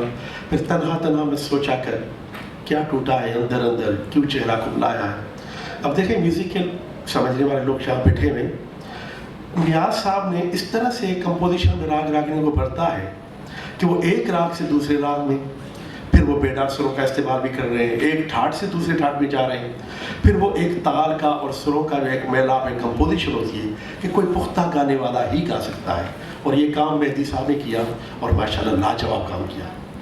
دیکھنا ان کا کدکیوں سے کھلی جو آنکھ تو وہ تھا وہ زمانہ تھا، ایک بس تو ہی نہیں مجھ سے خفا ہو بیٹھا، اب جو یہ میرے بغیر انجمن آرائی ہے یوں نہ مل مجھ سے خفا ہو جیسے وہ تو نہ مل سکے مگر رسوائیاں ملی زندگی کو نہ بنا لے وہ سزا میرے بعد. دیکھیے یہ سب سنی ہوئی چیزیں ہیں اور اس لیے سنی ہوئی ہے کہ نیاز صاحب نے اتنی عمدہ کمپوزیشن کی ان تمام کلام کی کہ یہ چیزیں امر ہو گئی ماشاء اللہ. پھر جناب علی ملی نغموں کا میں ذکر کروں گا کہ وہ بھی ان میں بھی ایک عوامی رنگ. دیکھیں اب علن فقیر ایک فوک گلوکار تھے, ہمیشہ انہوں نے سندھی کی بائی شاہ عبداللطیف بھٹائی کی پیش کی, مگر اتنے بڑے جیون ساگر میں تو نے پاکستان دیا, یہ نیاز صاحب نے اس کو کمپوز کیا, ارینج کیا. اچھا خان صاحب نصرت فتح علی خان کا آپ کو زیادہ ملی نغمے ابصار بھائی بیٹھے ہیں وہ تصحیح کریں گے نہیں ملیں گے. میرا انعام پاکستان اب وہ ملی نغمہ ہے کہ بھائی اس نے دھوم مچا دی, یعنی 14 اگست ہو, 23 مارچ ہو, 6 سپٹمبر ہو, کوئی بھی ایسا پاکستان کے حوالے سے موقع ہو تو یہ ایک سگنیچر ٹیون بن گیا کہ یہ ضرور چلے گا. مختلف چینل سے مختلف ہماری سماعتوں میں رچا بسا ہوا ہے. پھر خوشبو بن کر مہک رہا ہے, یہ ہمارے ریحان اعظمی صاحب کی شاعری تھی, تاجدار صاحب نے اس کو پروڈیوس کیا تھا. اور پھر پاکستانی فوج کے جوان ایک ترانہ جو مشہور ہوا, یہ بھی نیاز صاحب کی کمپوزیشن. پھر غلام عباس نے ان کی 2-3 بڑی مشہور چیزیں گائی, رکے تو چاند چلے تو ہواؤں جیسا ہے وہ شخص, دھوپ میں دیکھو تو چھاؤں جیسا ہے. پھر صبا صاحب کا ایک کلام انہوں نے کمپوز کیا کہ تیری نظر ہے میرا دل ہے کیا کیا جائے, جنوں خرد کے مقابل ہے کیا کیا جائے. یہ نیاز صاحب خود بھی کبھی کبھی ہمیں گنگنا کے سناتے تھے, اور یقین کیجئے کہ اتنا اچھا وہ خود گاتے تھے. اور اچھے موسیقار کی یہ نشانی ہے کہ اگر کسی سے کوئی کمپوزیشن انہوں نے پیش کروانی ہے, پرفارم کروانی, تو سب سے اچھا وہ خود گا کے سنائیں. تو نیاز صاحب سے جب بھی نشستیں جو زیادہ تر ہوتی تھی, 3 PTV ایوارڈز ان کو ملے, اس کے ساتھ پرائڈ آف پرفارمنس بھی ملا, اور PTV کے تمام بڑے بڑے پروڈیوسرز کے ساتھ انہوں نے کام کیا, جس میں امیر امام صاحب, شعیب منصور, بختیار احمد صاحب کے ساتھ خاص ان کی دوستی, خواجہ نجم الحسن, فروخ بشیر, عارف رانا صاحب, تاجدار عادل صاحب, اقبال انصاری, مرحوم صاحب, سلطانہ صدیقی, مختلف جن کے ساتھ انہوں نے بڑا بھرپور کام کیا. اچھا میری خوش قسمتی یہ کہ آخری 2 ان کے بڑے پروجیکٹ بحیثیت میوزک ڈائریکٹر ان کا پروڈیوسر میں رہا تھا, ایک بزم مہدی حسن اور ایک محفل شاہ. تو ان کے ساتھ بڑا میرا وقت گزرا, اور یقین کیجیے ان کا اتنا پیار محبت کہ کیونکہ آخری دنوں میں ان کی طبیعت صحیح نہیں تھی, علیل تھے اور وہ بہت ساری چیزیں بھول رہے تھے. تو اگر کچھ لوگ ان سے بات ملنا چاہتے تھے, رابطہ کرتے تھے, تو وہ میرے پاس ہی آتے تھے, کیونکہ وہ یا آرٹس کونسل میں یہاں ان کا تشریف لاتے تھے یا میرے روم میں وہ تشریف لاتے تھے. تو میرے ساتھ ان کا بہت پیار اور محبت کا رشتہ جو برسوں پہ محیط ہے, اور وہ ایک بے انتہا بڑے آدمی, مطلب جس کی پھر انہوں نے فلمیں بھی کی 2-3, مگر زیادہ وہ مشہور نہیں ہوئی. ایک شمع پروانہ, کیونکہ ایک شمع اور پروانہ تھی جو نثار بزمی صاحب کی, ایک صرف شمع پروانہ جس کا ایک گانا مشہور ہوتا مکھ موڑ چلا, اور اس طرح کے گانے. پھر ایک تو پشتو کی فلمیں بھی کی, ایک پنجابی فلم انہوں نے ٹرک ڈرائیور کی تھی, اس کے بھی کچھ گانے مشہور ہوئے تھے. اور اس کے علاوہ نیاز صاحب نے جھرنے, رنگ ترنگ, گیت نگر, اس طرح کے جو ہے پروگرام PTV پہ زیادہ پیش کیے. دیکھیں رئیس خان صاحب اور نیاز صاحب کا ایک بڑا عجیب ایک تعلق تھا, اور دونوں بڑی شخصیات تھی, اور بے انتہا میری ان کے ساتھ نیاز مندی تھی, پیار کرتے تھے. ایک حیرت انگیز بات سر آپ کو بتاؤں کہ حالانکہ دونوں کی تاریخ وفات مختلف ہے, کوئی 1.5 سال کا فرق ہے, مگر ہم لوگوں سے جو مطلب ایک جو کراچی کے لوگ جن کے ساتھ ان دونوں بڑی شخصیات کا اٹھنا بیٹھنا تھا, یہ دونوں ایک ہی تاریخ سے ہم سے جدا ہو گئے. کیونکہ مجھے آج بھی یاد ہے کہ جب استاد رئیس خان صاحب کا انتقال ہوا تھا تو ہم PTV سے ان کی تدفین کے لیے ان کے گھر ہمیں جانا تھا. صاحب, وحید خیال صاحب, عمران آشاد, شاہد بھٹو اور مختلف لوگ گئے. تو نیاز صاحب اور فیروز اختر صاحب بھی ہمارے ساتھ ہی گئے تھے. اس دن کے بعد نیاز صاحب مطلب یوں سمجھے کہ ہم سے وہ بچھڑ ہی گئے. ہمیں نہیں پتا کہ پھر نیاز صاحب کہاں ہیں. بعد میں پتہ چلا کہ وہ اپنی صاحبزادے کے پاس لاہور چلے گئے. تو بہت دنوں تک ہمیں ان سے بتا, کیونکہ روز ملنا جلنا تھا ان سے, روز ان کی مطلب یہ کہ ہم فن سے استفادہ کرتے تھے. تو ان کا پیار اتنا, ان کی محبتیں اتنی. اور میں سلام پیش کرتا ہوں ان کی بیٹی کا لاہور میں, جنہوں نے آخری دنوں میں جب وہ علیل تھے, ان کو ضرورت تھی مدد کی, ہنانا میں وہ ہماری بہن ہے, انہوں نے بڑی مدد کی. اور اللہ ان کو جواہر رحمت میں جگہ عطا فرمائے. بہت بڑی شخصیت تھی. ان کا کام اتنا ہے کہ جتنا بھی بیان کیا جائے وہ کم ہے. بہت شکریہ آپ کا. ہم تو صرف ایک ہی بات کہہ سکتے ہیں مختصراً تیرا نیاز مند ہوں نیاز کے بغیر بھی، تیرا نیاز مند ہوں نیاز کے بغیر بھی، دلیل کے بغیر بھی، جواز کے بغیر بھی. جاوید صبا صاحب کا یہ شعر. اور اس کے ساتھ ہی میں بڑھوں گا اگلے مرحلے میں. شاہد کا تعارف تو ظاہر ہے بار بار مختلف اناؤنسرز اور سب کر رہے ہیں، کیونکہ ہر سیشن میں اکثر سیشن میں یہ موجود ہے، اور اس کی اپنی ایکسپرٹیز اتنی ہے چیزوں پہ، اس کا اتنا تعلق گہرا رہا لوگوں کے ساتھ کہ یہ ان لوگوں کو وقت بھی دیتا رہا. اور ہمارا بھائی یہ دوست ہے تو میں اس لیے بے تکلفانہ گفتگو کر رہا ہوں. ایک قدر مشترک ہے مجھ میں اور شاہد میں، وہ ہے جان ایلیا. میں نے بھی بہت وقت گزارا، انہوں نے بھی بہت وقت گزارا. میں صرف اس وقت آپ کو جان صاحب کا ایک واقعہ تھوڑا سا شیئر کر دوں جو کہ یادوں کے حوالے سے بات ہے، اور یہ میری مجبوری بھی ہے کہ میں رہ نہیں سکتا ہوں کہ ان کا تذکرہ کیے بغیر. ایک دن میں ان کے گھر گیا تو مجھ سے کہنے لگے، بالے میں پاکستان میں نہیں مروں گا. تو میں نے ان سے کہا کہ بھائی کوئی بھی یہ کیسے کہہ سکتا ہے، اور آپ جیسا آدمی کبھی یو ایس جا رہا ہے، کبھی یو کے جا رہا ہے، کبھی ابو دھابی میں، کبھی دبئی میں، آپ کوئی بھی کیسے کہہ سکتا ہے کہ میں کہیں نہیں مروں گا. کہہ رہے نہیں دیکھو تو بات یہ ہے کہ جب تم کسی محفل میں جاتے ہو، کسی تقریب میں جاتے ہو، کسی شادی میں جاتے ہو، تو تم اس پنڈال میں داخل ہوتے ہو اور پھر تم دیکھتے ہو کہ تمہارا کون جانے والا ہے. پہلے صاحب خانہ جس نے تمہیں بلایا اس سے ملاقات کی، اس کو مبارکباد دیا، جو بھی کیا. اس کے بعد تم نے نظر ڈالی جہاں تمہارا کوئی جان پہچان والا بیٹھا ہوا ہے، تم وہاں چلے گئے. میں کہا جی. کہ لیں وہاں جا کے ٹیبل پہ بیٹھے اور جو بھی گھنٹے، 2 گھنٹے، 3 گھنٹے یا 1 گھنٹہ، آدھا گھنٹہ، جتنی دیر رہنا ہے تم نے ان کے ساتھ وہ وقت گزارا اور پھر تم واپس آ گئے. میں کہا جی بالکل ایسا تھا. کہ مزید کوئی جاننے والا مل گیا تو وہاں چلے گئے. میں کہا جی بالکل ایسا ہی ہوتا ہے. کہ جہاں تم جاتے ہو 2 گھنٹے، 3 گھنٹے، 4 گھنٹے کے لیے، وہاں تو جا رہے ہو دوستوں، عزیزوں، رشتہ داروں میں. اور جہاں تابد لیٹنا ہے، پتہ چلا جان ایلیا سخی حسن میں لیٹے ہیں، برابر میں محصور کے عبدالغفور لیٹے ہوئے ہیں. ارے بھائی میرا ان سے کیا تعلق، میں سے کسی ایسی جگہ لیٹوں جہاں میرے جان پہچان تو ہو. تو وہ اس سب پھر قدرت نے یہ بھی دکھایا، خیر یہ بھی قدرت کا وہ ہے، مشیت الہی ہے کہ وہ سخی حسن ہی میں گئے، لیکن ان کی خواہش کے مطابق ان کے دائیں طرف رئیس مروی ہیں اور بائیں طرف سید محمد تقی ہیں اور ان کے سارے بھائی بھی موجود ہیں. اس خواہش کا اللہ نے احترام کیا اور ان کو ایسی جگہ ان کی تدفین ہوئی. تو ہماری اور اس کی بڑی اس لیے ان کے ساتھ بہت زیادہ صحبت رہی. تو اب میں ذکا الرحمان صاحب کے لیے گزارش کروں گا شاہد رسام سے کہ وہ کچھ اپنی یادیں شیئر کریں.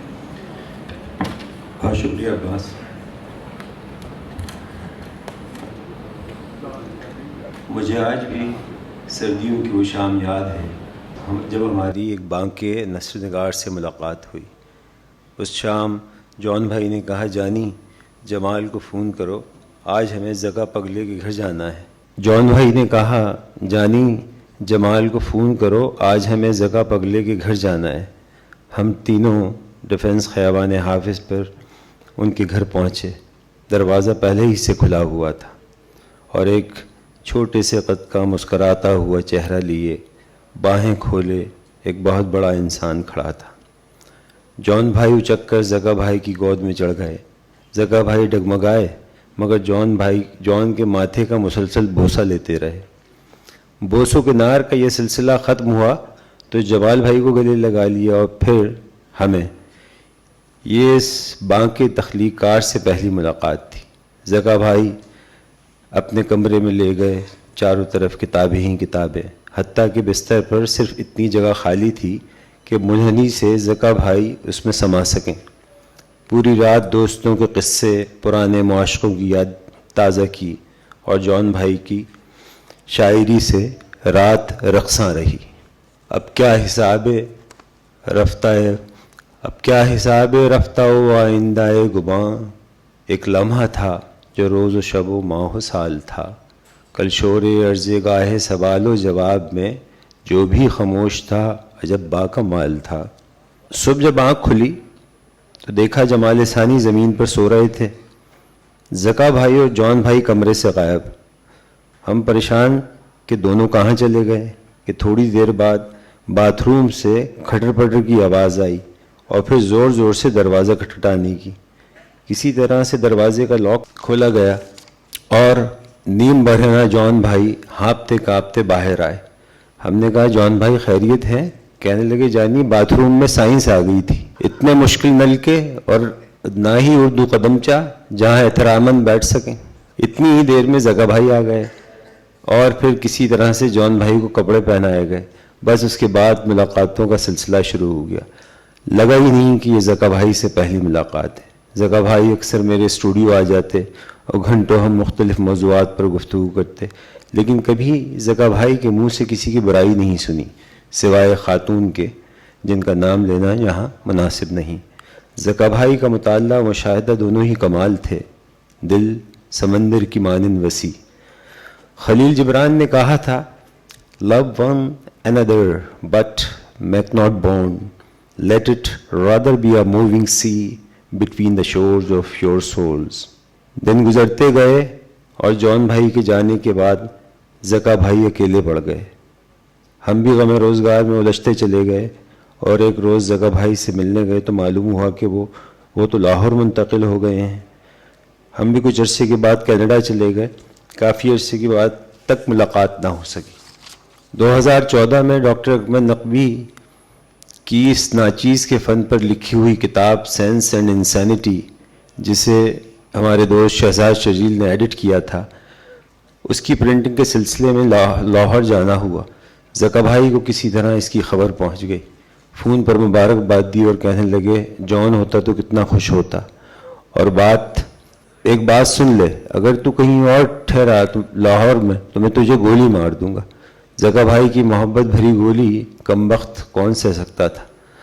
لاہور ایئرپورٹ سے باہر آئے تو حسب عادت زکا بھائی باہیں پھیلائے ہوئے کھڑے تھے، وہی انداز، ہاتھ میں سگریٹ، خمار اور ذہانت بھری آنکھوں پر زلفوں کی ایک لٹ، مسکراتا ہوا چہرہ، دونوں گلے لگ گئے۔ کئی منٹ تک گلے لگے رہے۔ جیسے ہی اپنے خوبصورت ہاتھوں سے انہوں نے میرا چہرہ تھاما تو دونوں کی آنکھوں میں بھرے آنسو دھوپ میں چمک رہے تھے۔ زکا بھائی نے پھر سینے سے لگا لیا۔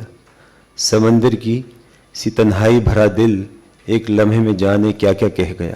سارے شکوے خاموشی سے صرف ایک بات کہہ رہے تھے، 12 سال کہاں رہے، جان کو ساتھ نہیں لائے۔ جادہ شوق میں پڑا کہتے غبار کارواں، وہاں کے شجر تو سر بسر دستے سوال ہو گئے۔ کون سا قافلہ ہے یہ جس کے جرس کا یہ شور، میں تو نڈھال ہو گیا، ہم تو نڈھال ہو گئے۔ خار بخار گل بگل فصل بہار آ گئی، فصل بہار آ گئی، زخم بحال ہو گئے۔ گھر پہنچے تو کمرے کا وہی منظر، لبالب کتابیں، اطراف و کنار صرف کتابوں، قلم، سگریٹوں سے بھرا ایشٹرے۔ ہم نے کہا زکا بھائی کوئی تازہ تحریر؟ کہنے لگے بہت سالوں سے ایک ناول لکھ رہا ہوں۔ تو اس سے میں نے کراچی میں کہا تھا اگر تجھے یاد ہو، جب تک یہ ناول نہیں چھپے گا، جب تک تو اسے پینٹ نہیں کرے گا، جیسے تو نے جان کا پورٹریٹ بنایا تھا۔ ہم نے کہا زکا بھائی یہ تو مجھ پر ویسے ہی ایک قرض ہے۔ پھر میرے اصرار پر اپنے ناول کے کچھ حصے سنائے، آپ بھی سنیے۔ یہ ان کی کشف الکتاب سے ایک اقتباس آپ کو سنانا چاہوں گا جو بہت ہی کیا کمال کے نثر نگار تھے۔ اس کے اور شہر کے درمیان پھیلا ہوا علاقہ بنجر کوک کی طرح خوش تھا اور رشوت خور منصف سے غیر قانونی سزا پانے ہوئے بے گناہ قیدی کے مزاج کی طرح گرم تھا، اور مشکل زندگی کی طرح اونچا نیچا تھا، اور احساس سے خالی دل کی طرح پتھریلا تھا، اور روح سے محروم جسم کی طرح خالی تھا۔ وہ لفظوں کا جو لاہا تھا، سو اس نے جادوئی ساکت علاقے میں اپنا بل پھر والا راستہ بآسانی بن لیا۔ ہم مختلف و متعدد طرفوں میں سفر کرنے والے آشفتہ حال فقیر، دریدہ لباس جوگی اور کم معیشت سفید پوش عام آدمی، ہم پر رحمت کی جائے اور ہمیں بتایا جائے کہ یہ جو کھیل تماشا ہے اس کا اصلی اور حقیقی تماشگر کون ہے اور کیوں ہے اور کہاں ہے اور کیسے ہے۔ ہم نے اپنی واپسی کی خوشی منانے کے لیے جو توبندیں اپنے نچلے دھڑوں پر لپیٹی ہوئی ہیں، ان کا رنگ صحرائی تربوزوں جیسا ہلکا سبز ہے۔ ہم گزشتہ زمانوں میں رہتے چلے آئے ہیں اور موجود زمانے میں رہائش کریں گے اور آئندہ زمانوں میں سفر کناں ہوں گے۔ یہ مقدر ہمیں صرف اس لیے دیا گیا ہے کہ ہم سمندروں سے عظیم ساحلی بندرگاہی شہروں کی جانب، دریاؤں سے اونچے برجوں والے دیاروں کی جانب، نہروں سے چھوٹے چھوٹے قصبوں اور سوئے سوئے گاؤں کی جانب مسلسل سفر میں محور رہیں اور مگن رہیں، تاکہ ہم پر کتاب کھل سکے اور سارے وقتوں کے موسیٰ ہماری شاگردی اختیار کر سکے. ہم آشفتہ حال فقیر اور دریدہ لباس جوگی اور کم معیشت سفید پوش عام شام سا آدمی، جاگتے ہوں یا سوتے ہوں، نیکوکار ہوں یا گناہ گار ہوں، زندیق ہوں یا صدیق ہوں، ہمیشہ حکم بندے رہتے ہیں، سرکشی نہیں کرتے، حکم کی ہنسی نہیں اڑاتے. پیغمبر چہروں پر اپنے جاہلی تکبر کی بدبودار دھول نہیں پھینکتے تھے. ہم مسکین، بے تمکین، عام شام سے لوگ اگر نہ ہوتے تو اب تک ہمارا حشر بھی تمہاری طرف کی تاریخ کے ان افراد جیسا ہو چکا ہوتا جو زام تخلیب کے عیش میں فنا کے اصور عقاب کا تیش بھول گئے کہ ان کے سروں پر ہمہ وقت پھڑپھڑا رہا تھا. یہ زکا بھائی کے ناول کشف الکتاب کا ایک چھوٹا سا حصہ تھا. کچھ حصے سنانے کے بعد کہنے لگے یہ بتا کوئی بات بنی؟ ہم نے کہا زکا بھائی کمال کر دیا، آپ اس کو جلد مکمل کریں تاکہ ہم اس کو چھپائیں اور جشن منائیں. کہنے لگے لیکن جشن ممبئی ہے کہ ساحل پر منائیں گے. ضرور، کیوں نہیں. پھر کچھ سوچ کر اداس ہو گئے. کہنے لگے یار میرے پاس تو پاسپورٹ ہی نہیں ہے. میں نے کہا کیا مطلب؟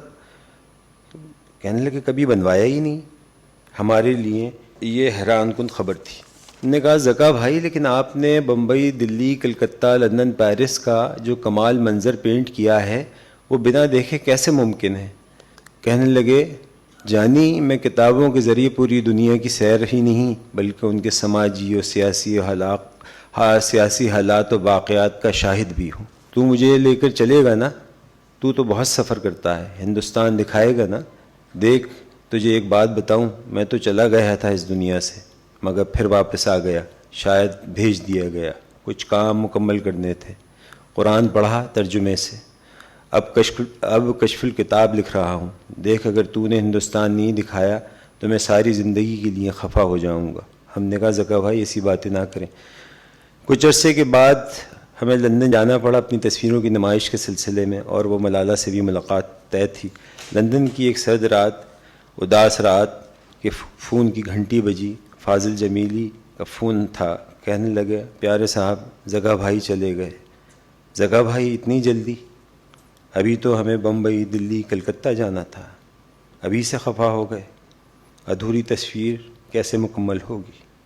رونق بزم زندگی طرفاں ہیں تیرے لوگ بھی، ایک تو کبھی نہ آئے تھے، آئے تو روٹ کر گئے.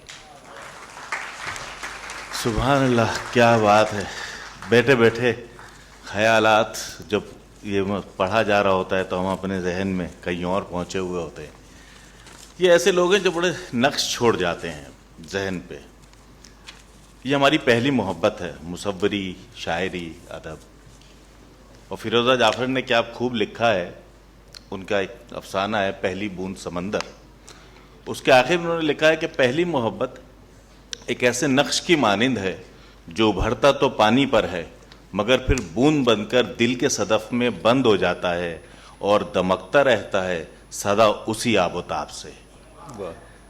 تو یہ تھی ہماری پہلی محبت. ظاہر ہے ہمارا خانوادہ جہاں جس میں صادقین بھی تھے، اقبال مہدی بھی تھے اور ان کا ساتھ تھا ہر وقت، اس میں بہت لوگوں سے ملاقات ہوتی رہتی تھی. روز ہی لوگ آتے تھے اور ملاقات رہتی تھی.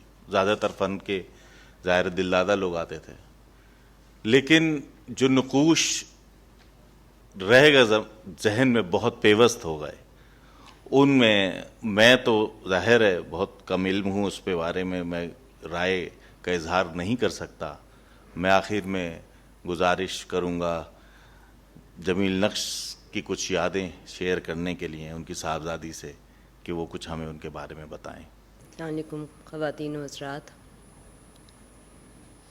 میرا نام صوبیہ نقش ہے اور میں جمیل نقش میوزیم جو کراچی میں ہے اس کی ڈائریکٹر ہوں.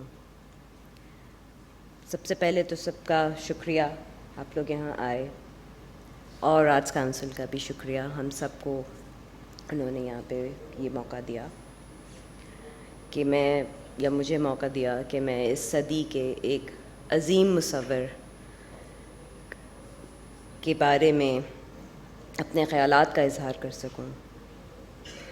لیکن یہ سمجھتی ہوں کہ جتنی بڑی شخصیات کا یہاں ذکر ہو رہا ہے ان سب کا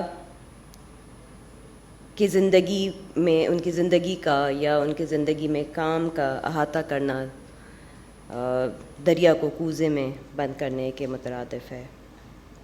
لیکن کوشش کروں گی کہ اس عظیم شخصیت کے کام اور زندگی کے چند پہلوؤں پر روشنی ڈال سکوں. اس سال 16 مئی کو ایک عہد کا اختتام ہوا اور ایک تاریخ کا آغاز ہوا. پاکستان کے نامور مصور جمیل نقش کو لندن میں الپرٹن قبرستان میں سپرد خاک کیا گیا. یہ بات تقریباً ہم سب جانتے ہیں. جمیل نقش اپنی طرز کے منفرد مصور تھے. انہوں نے اپنے تخلیقی ذہن اور خدا داد صلاحیتوں کے باعث نہ صرف اپنے فن کو نقطۂ عروج پر پہنچایا بلکہ بین الاقوامی سطح پر بھی پاکستان کی سنجیدہ مصوری کو روشناس کرانے میں ایک اہم کردار ادا کیا. ان کی فنی صلاحیتوں کا اعتراف کرتے ہوئے حکومت پاکستان نے ان کو تمغہ حسن کارکردگی اور ستارہ امتیاز سے نوازا. جمیل نقش کا تعلق کیرانہ انڈیا سے تھا. وہ 25 دسمبر 1937 میں پیدا ہوئے اور پارٹیشن کے بعد پاکستان آ گئے. آرٹ کی ابتدائی تعلیم انہوں نے میو اسکول آف آرٹ کے منیچر کے جو استاد تھے استاد شریف سے حاصل کی.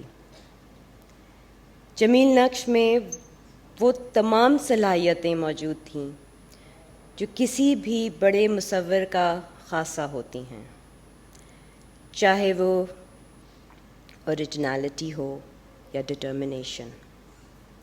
یہ تمام خصوصیات ان کی شخصیت میں یکجا تھیں جن کا ساری زندگی انہوں نے مصوری میں یکسوئی کے ساتھ استعمال کیا. اور میں سمجھتی ہوں کہ ان کا اس یکسوئی کے ساتھ کام کرنے کی ایک بڑی وجہ یہ بھی رہی کہ انہوں نے اپنی عمر کے ابتدائی سالوں میں ہی ساری لغویات سے کنارہ کشی اختیار کر لی، جس سے یہ اندیشہ ہو کہ وقت برباد ہو جائے گا. جیسے علی امام صاحب نے کہا تھا ان کے بارے میں، This meditative isolation has brought qualitative change in Jameel Naqsh's art. He always valued his time. وہ ہمیشہ کہتے تھے میرے پاس وقت نہیں ہے، اب وقت نہیں ہے. یہ کوئی میں پچھلے 25 سال سے سن رہی تھی. وہ کہتے تھے اب وقت نہیں ہے. عمر کے آخری حصے میں بھی 12 سے 14 گھنٹے وہ کام کر رہے ہوتے تھے اور اکثر تو آدھی شب کو ہی اٹھ کر کام پر بیٹھ جاتے تھے. مارجری حسین نے بالکل ٹھیک کہا تھا، فار جمیل نقش art was his way of life. مجھے ان کو زیادہ قریب سے جاننے کا موقع اس وقت ملا جب 1998 میں ان کے کچھ قریبی دوستوں نے مل کر جمیل نقش فاؤنڈیشن کی بنیاد رکھی اور 1999 میں اس فاؤنڈیشن نے جمیل نقش میوزیم کا افتتاح کیا. فاؤنڈیشن کے ابتدائی کاموں میں مرحوم ایم عثمانی صاحب نے بھی ایک اہم کردار ادا کیا تھا. اس سلسلے میں مجھے میوزیم کی نمائشیں کیوریٹ کرنے اور ہر قسم کی پبلشنگ کی ذمہ داری سونپی گئی. میں اپنے آپ کو بہت خوش قسمت سمجھتی ہوں کہ ان 26 سالوں میں تقریباً میری ان کے ساتھ دن رات کی رفاقت رہی اور میوزیم کی پبلیکیشنز پر ان کی رہنمائی حاصل ہوتی رہی۔ اس دوران مجھے یہ بات شروع میں ہی سمجھ میں آ گئی کہ کسی بھی قسم کی بے ترتیبی ان کی طبیعت پر سخت گراں گزرتی تھی۔ ان کی باریک بینی سے دیکھنے کی صلاحیت دیگر آرٹ کے شعبوں میں اتنی ہی پختہ تھی جتنی مصوری میں۔ میرے لیے تو وہ ایک انسٹیٹیوشن کا درجہ رکھتے تھے۔ اسٹوڈیو میں کام کے دوران وہ مختلف موضوعات پر اپنے خیالات کا اظہار فرماتے رہتے تھے،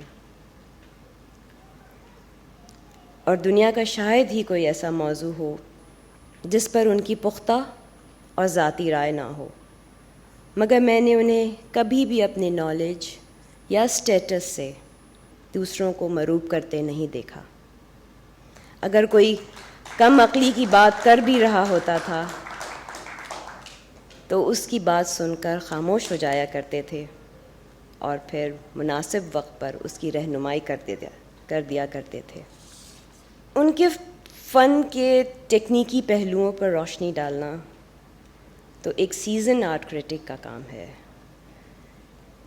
اور میں ایسا سمجھتی ہوں کہ فن اور تخلیق کا عمل اتنا سنجیدہ اور الجھا ہوا ہوتا ہے کہ اکثر فنکار خود بھی نہیں سمجھتا یا بتا پاتا کہ وہ یہ کیوں کر رہا ہے۔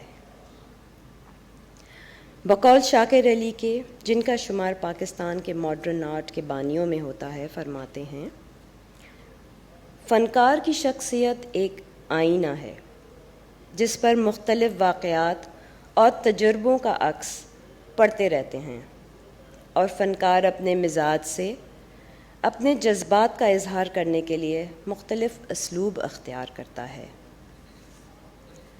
جمیل نقش نے اپنی تخلیقی صلاحیتوں کے اظہار کے لیے مصوری کو چنا، اور جو ان کے جذبات کی بھرپور عکاسی کرتی ہے۔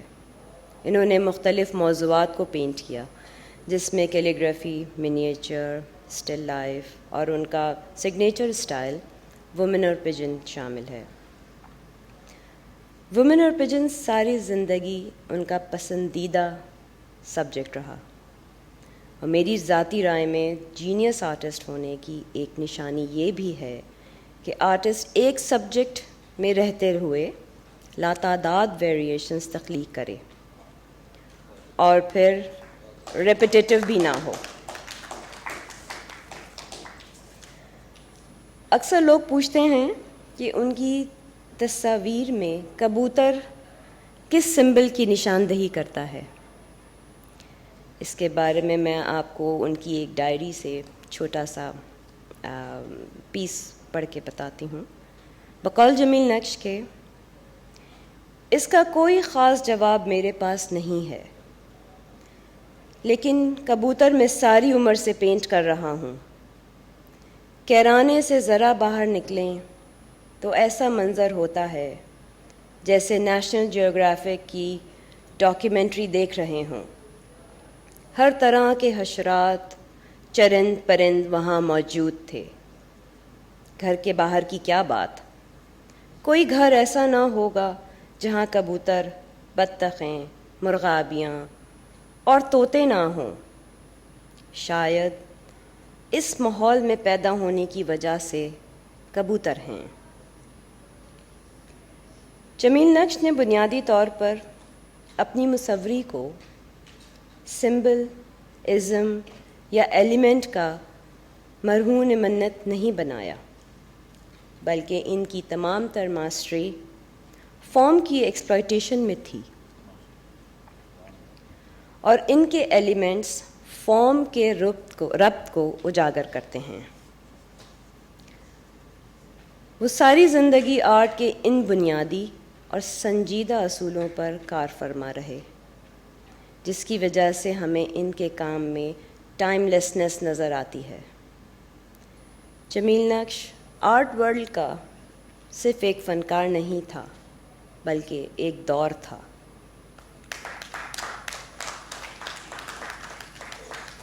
جو ایک آرٹ کی تاریخ میں تبدیل ہو گیا۔ انہیں ہم ہمیشہ لیجنڈ کے طور پر याद रखेंगे।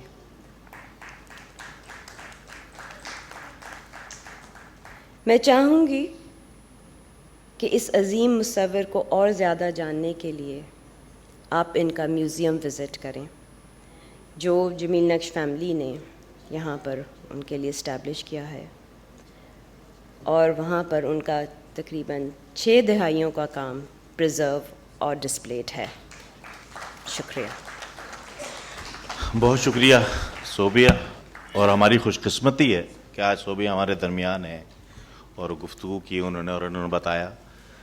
चलते चलते बस मैं उन नकूश के साथ, क्योंकि वक्त बहुत कलील है, मैं सिर्फ एक बात कहूँगा। भी डॉक्टर जाफ़र अहमद अपने उसमें कह रहे थे अपने सेशन के आखिर में कि फेस्टिवल में लाहौर में अल्लामा इकबाल पे जो सेशन हो रहा था, उस सेशन में कोई 11 लोग बैठे हुए थे, और उसके बराबर वाले हॉल में एक सेशन हो रहा था जिसमें माहिरा खान आई हुई थी, उसमें पैर रखने की जगह नहीं थी।